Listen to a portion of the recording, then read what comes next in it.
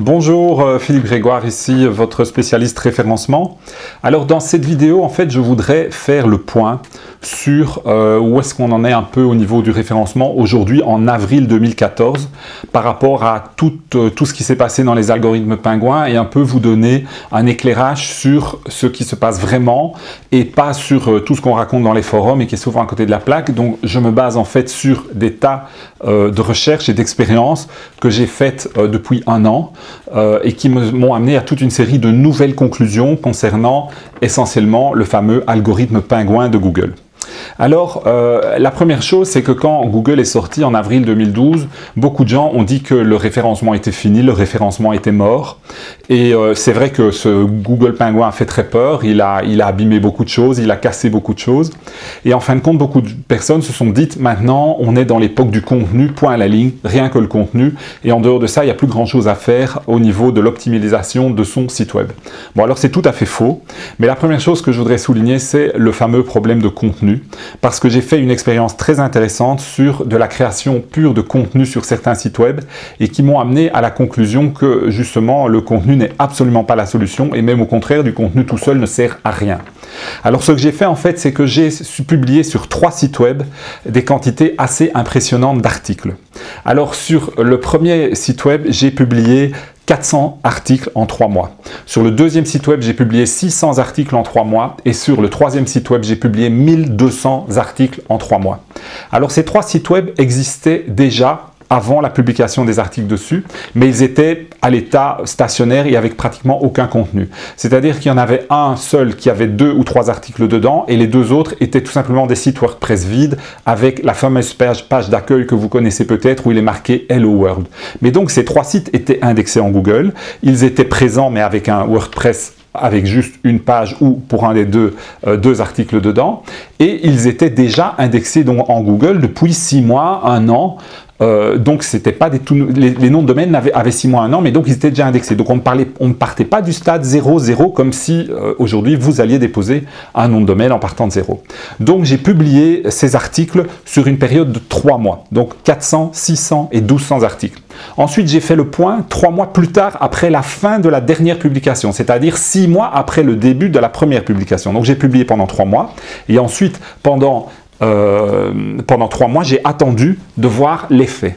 Et en fin de compte, l'effet a été absolument nul. C'est-à-dire que 2 des 3 sites web ne sont absolument pas montés, n'ont aucune requête naturelle qui viennent de Google ou pratiquement. Or, ces sites sont bien indexés dans Google. Hein. Ils ne sont pas du tout passés à la trappe, ils ne sont pas dans un problème de sandbox, ils ne sont pas non plus pénalisés pour une raison ou pour une autre. Ce sont des sites vraiment clean, propres. Et le problème, c'est tout simplement que 2 de ces sites n'ont aucun lien pointant vers eux, aucun. Le troisième a quelques liens. Et le troisième site qui a quelques liens a vu son trafic légèrement augmenter. Mais quand je dis légèrement augmenter, on est passé de une dizaine de requêtes de visites par jour à 20-30 visites par jour, pas plus. Donc c'est pratiquement nul. Les 2 autres, c'est 0. Et quand je dis 0, ça veut dire qu'il y a une visite tous les 3-4 jours maximum sur ces sites web. Donc cette expérience, je pense, conclut une fois pour toutes, amène à la conclusion suivante une fois pour toutes, c'est que le contenu tout seul ne sert à rien. Parallèlement à ça, j'ai continué à faire monter des sites web avec pratiquement aucun contenu, c'est-à-dire 5, 6, 7, disons entre 5 et 10 articles sur un site WordPress en première page de Google avec des liens. Donc, une fois pour toutes, qu'on se le dise, le référencement n'est pas mort, les liens, ça continue de fonctionner, mais ce qu'il y a, c'est que c'est clair que l'algorithme Pingouin en avril 2012, la première version a complètement bouleversé les choses et que tout cela a énormément évolué. Mais donc, je vais en venir plus tard aux différentes mises à jour de Google Pingouin parce que ce qui est arrivé en avril 2012, c'est la première révision de Pingouin, mais il y en a eu 5. On est déjà au Pingouin 5, bien qu'il s'appelle 2.1, c'est un peu tordu. Google l'appelle 2.1 alors que c'est la 5e révision de Pingouin. Il y a beaucoup de choses qui ont bougé, on va en parler dans cette vidéo. Alors ensuite, deuxièmement, je voudrais vous parler du Colibri, le fameux algorithme Colibri. Alors bon, Penguin et Colibri, c'est pas du tout la même chose. Penguin, c'est vraiment un algorithme qui a été fait pour lutter contre le spam, pour lutter contre le black hat, donc contre toutes les techniques qui tentent d'orienter Google, de détourner Google et donc d'optimaliser certains sites web et de les faire apparaître en page 1 de Google artificiellement, entre guillemets. Colibri, lui, c'est un algorithme qui est tout à fait différent. Colibri, c'est un algorithme dont le but est d'aider Google à comprendre des requêtes entre guillemets naturelles des gens, dans le langage naturel des gens. C'est-à-dire le but de Colibri, c'est d'aider, de permettre à Google de comprendre des requêtes quand des gens tapent dans leur langage à eux quelque chose dans Google. Donc on sort un peu du mot-clé type de la requête avec un mot-clé type pour entrer dans une phrase que les gens tapent. Alors personnellement, je trouve que le Colibri est un désastre parce que ce que je remarque, c'est depuis la sortie de Colibri qui date de septembre plus ou moins 2013, c'est qu'il y a vraiment un gros changement qui s'est passé dans Google, c'est qu'on a vu des sites généralistes monter dans les résultats de recherche, j'en ai déjà parlé dans d'autres vidéos, des sites comme le Huffington Post qui cartonne, qui sort pour 88 000 mots-clés dans les 2 premières pages de Google, avec des articles qui n'ont rien à y faire, du style vous tapez boulimie et vous avez, je crois que c'était en position 7 la dernière fois que j'ai regardé ça, un article du Huffington Post qui va vous parler d'une star qui fait de la boulimie. Ça n'a absolument rien à faire. La boulimie, je veux dire, c'est vraiment un problème quasi médical et je veux dire, ce qui doit sortir en page 1 de Google, ce sont vraiment des sites web qui sont consacrés à cette thématique, à cette problématique bien précise et pas à un espèce de canard généraliste qui parle de tout, qui parle de stars, qui parle de ragots avec des titres accrocheurs. Or, c'est exactement ce qu'est le Huffington Post. Et on voit ça dans des tas de requêtes. Donc, en définitive, je trouve que cet algorithme Colibri qui s'appelle Hummingbird en anglais, avec un H, Hummingbird, Colibri, en fait, a vraiment un effet complètement désastreux. Alors ensuite, un troisième point dont je voudrais parler, c'est le PR. Il y a eu, donc le PR, c'est le PageRank des sites web. Il y a eu un gros changement dans le PR des sites web. C'est-à-dire qu'en fait, ce qui s'est passé récemment, c'est que Google a dévalorisé les petits PR et a survalorisé les grands PR. Ça veut dire que si vous aviez un site web qui avait un PR2, un PR3 avant, souvent aujourd'hui, il est tombé à un PR1, voire un PR0. À côté de ça, les sites web qui avaient un PR4, 5 sont montés à 6, 7, 8. Donc on a vraiment un effet d'élasticité terrible, donc ce qui était vers le bas est plus bas, ce qui était vers le haut est plus haut. Et ça, c'est quelque chose d'assez surprenant qui s'est passé, et je le dis parce que beaucoup de gens utilisaient des sites avec du PR pour des montages de liens, etc., et ont été étonnés de voir que le PR de leur blog ou de leur site web qu'ils utilisaient, c'est tout à coup cassé la gueule. C'est vraiment quelque chose de voulu par Google. Alors Google avait annoncé dans un premier temps qu'ils allaient arrêter de publier le PR, puis ce n'est pas le cas. Bref, tout ça a été assez confus, mais le résultat, c'est vraiment ce PR qui est vraiment étendu, donc qui est ramené vers le bas pour les petits sites et poussé à mort vers le haut pour les gros sites. Alors, quelque chose d'intéressant, c'est, je regarde mes notes ici, c'est les mots-clés, oui voilà, les fameux EMD, les Exact Matching Domains. C'est-à-dire que Google a dit à un moment qu'il dévalorisait les noms de domaine qui avaient un nom qui était en fait un mot-clé et les poussait moins vers le haut dans le résultat. Ben, le résultat, c'est pas du tout le cas.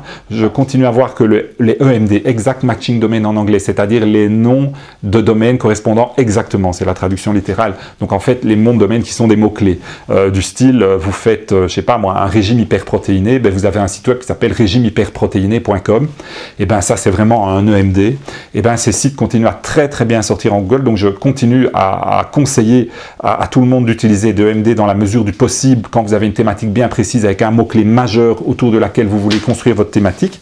Maintenant par contre, ce que j'ai marqué d'intéressant, c'est que des sites web qui ne sont pas en EMD ou qui ont même des noms différents d'un mot-clé arrive à bien sortir également sur le mot-clé à partir du moment où le mot-clé est renseigné comme titre du blog ou du site web. Donc quand vous êtes en WordPress, ce que vous faites, c'est que tout simplement vous utilisez dans les paramètres généraux, etc., nom du blog, vous mettez votre mot-clé là dans le titre, mais exactement, hein, pas avec des trucs devant, derrière, juste exactement. Et à ce moment-là, apparemment, on arrive à quelque chose pratiquement d'aussi fort qu'un EMD. Donc ça, c'est intéressant parce qu'avant, on était un peu bloqué dans un mot-clé avec un nom de domaine qui va être le mot-clé. Et si ce n'était pas le cas, on était dévalorisé. Maintenant, quand on place le titre, en balise titre du domaine avec un nom de domaine, donc qui n'est pas le mot-clé, on arrive à des très bons résultats aussi. Alors ensuite, ce qu'il y a d'intéressant aussi, c'est dans les mises à jour de Penguin successifs, il y a quelque chose sur laquelle je suis tombé dans Wikipédia qui m'a fait un peu froncer les sourcils, c'est que il y a eu plusieurs mises à jour progressives de l'algorithme Penguin. Hein. En fait, il y en a eu 5. Donc la première, c'est avril 2012, la deuxième en mai 2012, troisième en octobre 2012, quatrième en mai 2013 et enfin la cinquième en octobre 2013. Alors la fameuse version de sortie en mai 2013. Dans Wikipédia, il y a quelque chose tout à fait faux qui est marqué. Il est marqué, donc, texto, hein, je lis Wikipédia, Google 2 a été déployé 2.0, qui en fait correspond à la version 4 de Google, je vous dis c'est un peu tordu, a été déployé le 22 mai 2013, il s'agit de du quatrième lancement du filtre, etc. Alors, cette version intègre désormais l'algorithme Penguin aux mises à jour quotidiennes de Google. Alors c'est faux. Penguin continue à être un algorithme qui n'est pas régulier. Vous avez deux choses dans les algorithmes. Vous avez des algorithmes qui sont constants, donc une partie de l'algorithme qui tourne tout le temps dans Google, et puis vous avez des algorithmes qui ne tournent qu'une fois toutes les semaines, une fois tous les mois, une fois tous les 2 mois.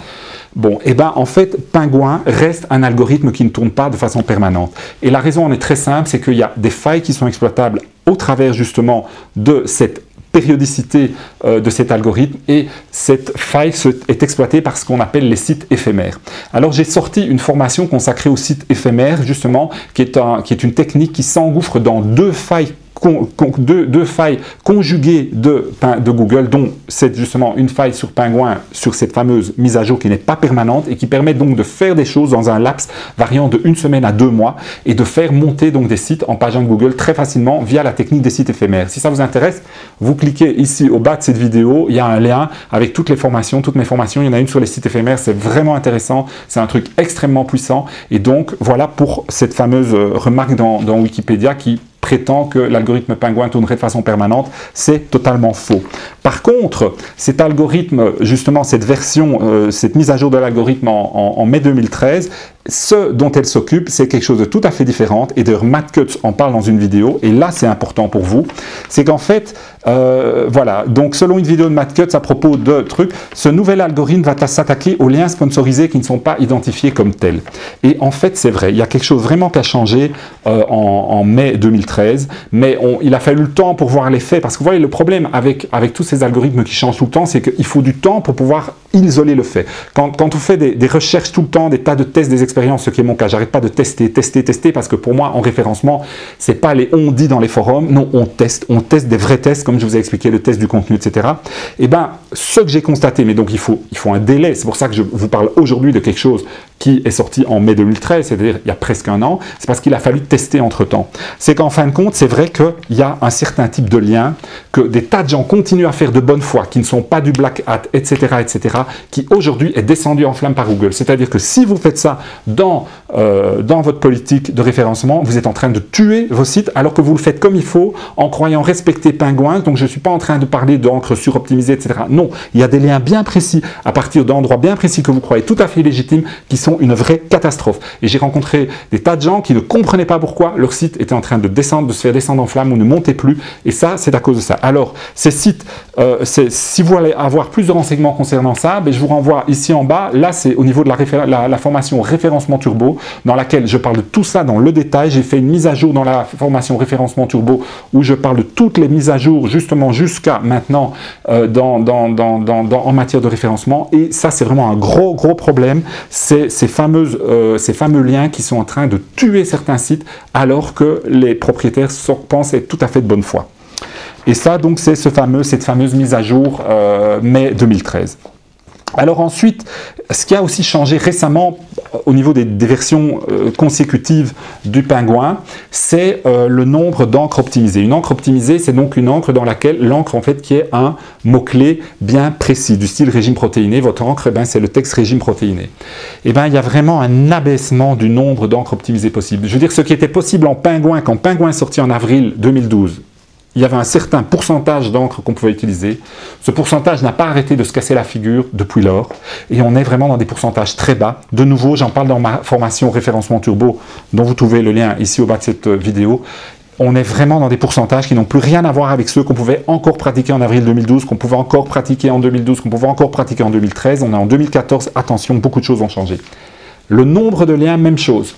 Il y a vraiment un abaissement terrible du nombre de liens. Mais là, c'est positif. Ça veut dire que l'effet, entre guillemets, pervers pour Google le pingouin, c'est qu'aujourd'hui, on arrive à une situation où il est de nouveau plus facile de mettre un site web en page 1 de Google que ça ne l'était il y a 2 ans. C'est-à-dire qu'en avril 2012, quand Pingouin est sorti, c'était vraiment... C'était pas évident. Aujourd'hui, c'est plus facile, justement. C'est l'effet pervers. Google a tellement abaissé les quotas pour lesquels il estime qu'un site n'est pas en spam, qu'aujourd'hui, il y a moyen, en fin de compte, d'arriver à faire des très belles choses plus facilement. Mais le dosage est vraiment très fin. On est vraiment dans le réglage d'un moteur d'une Ferrari. Hein. Un tour de tournevis de trop et boum, on passe à côté, il n'y a plus rien qui tourne.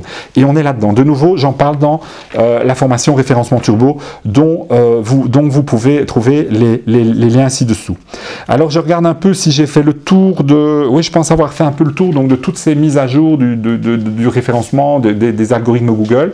Mais voilà, j'espère un peu vous avoir éclairé sur tout ça. Et si vous voulez de plus d'informations, je dis tout ça est développé dans le détail dans mes formations Référencement Turbo, site éphémère, etc.